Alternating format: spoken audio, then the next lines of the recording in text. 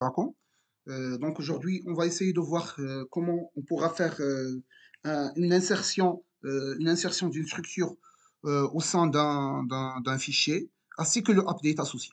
Donc pour l'insertion, donc tout d'abord, je vais construire la structure. Elle est là, const, qui contient le rib et le salt. Ça, c'est une méthode qui permet d'afficher le compte. Donc j'affiche le rib et j'affiche le salt.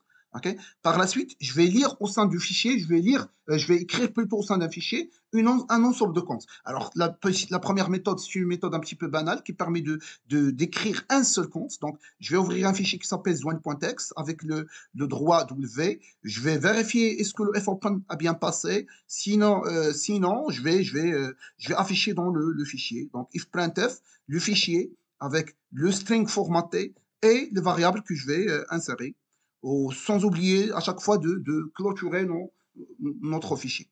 Alors, pour écrire plus cette fois-ci write counts, qui permet de write plusieurs comptes, ce que je vais faire, je vais ouvrir le fichier, vérifier que le fopen a été bien passé, et par la suite, je boucle. Je boucle sur la liste des comptes, ok, comptes, et à chaque fois, je vais faire un if printf, et à la fin, je vais faire un close du fichier.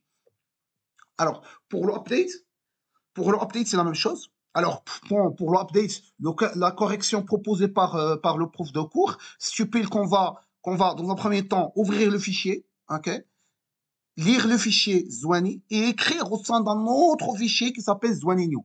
Sachant que c'est pas vraiment très logique parce que d'ordinaire, on doit lire à partir de ce fichier et écrire au sein du même fichier, ça veut dire RW.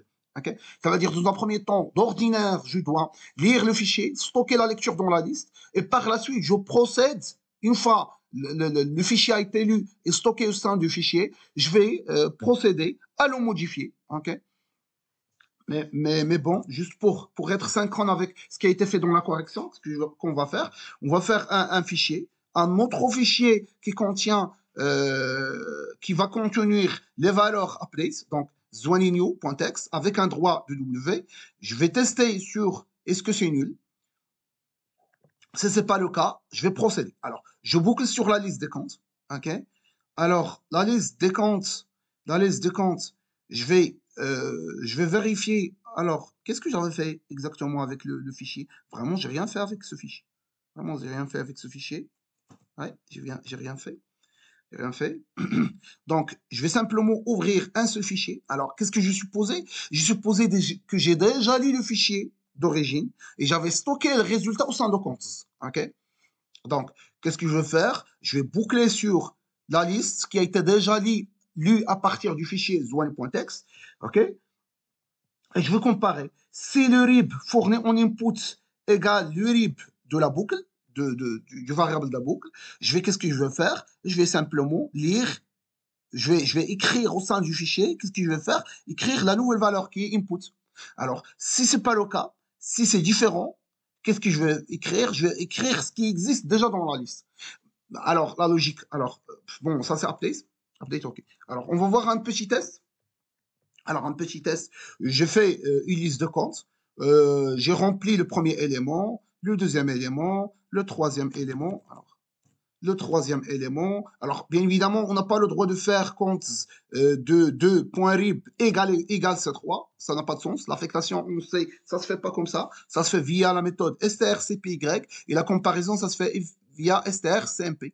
On ne pourra pas faire C.rib double égal input.rib. Non, non, c'est strcmp qui permet de retourner 0 si les deux chaînes de caractères sont égaux. Alors, après avoir rempli ma liste, je peux écrire dans un fichier. Donc, en faisant appel à la méthode write counts. Alors, write counts qui permet simplement d'écrire la liste au sein d'un fichier qui s'appelle zone.txt. OK? Alors, par la suite, je vais écrire un fichier, je vais créer un nouveau enregistrement. Je vais faire le même RIB C1 qui existe déjà dans le fichier. OK? Mais cette fois-ci avec un solde de 100. Alors, si je vais faire par exemple 2, et je vais faire 2. Alors, d'ordinaire, dans le fichier Zwani, le 2, il a la valeur de 100, mais dans le fichier Zwaninio, le même RIB qui est C2, il a la valeur de 2. Par contre, les C1 vont garder les mêmes valeurs C1 100, C3 300, C4 400. Alors, si j'exécute le programme, Alors, update count. Alors, il y a un petit problème. Il a dit que F est undeclared. Alors, on va voir le F. Oui, c'est F new ici. C'est le F new qu'on doit vérifier ce qu'il a été ouvert oui ou non. Et j'exécute. Close. Alors, d'ordinaire, je dois close du fichier F new et non pas F. Ça n'existe pas quelque chose qui s'appelle F.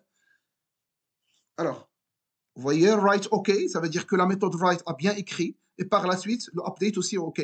Alors maintenant, je peux voir les deux fichiers. Alors, le fichier d'origine qui est Zwanny C1, C2, C3, C4, avec 100, 200, 300, 400. Par contre, le new qui contient le update, il contient le 100 avec 100, C1 avec 100, mais le C2 avec 2, 2, 2, 2.